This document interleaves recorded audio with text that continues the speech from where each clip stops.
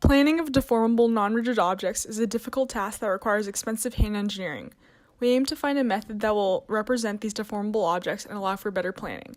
In this project, we ask, can we plan directly with raw observations? We use a data-driven approach for our method, which is composed of a two-step process.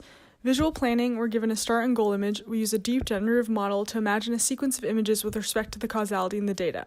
Then acting, where we execute a learned inverse model as a control policy to follow the imagined plan. The domain we work with is that of a rope on a board with obstacles. The data was collected by random exploration of actions performed on the rope. The purpose of this was for the data to fully capture the causality of the system and learn what the object can and cannot do. 10,000 images collected and pre-processed. The problem formulation is presented in the form of a start state and goal state, with the intention to manipulate the object to bring it from the former to the latter.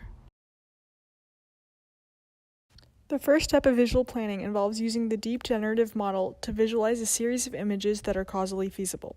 This will serve as the plan to follow for the next step.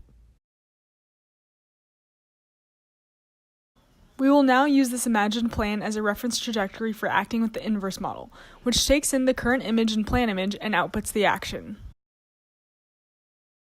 Now, using the plan shown in the right column as a reference, the PR2 robot takes multiple steps to run the inverse model in order to make an action that brings the rope to the current step in the plan.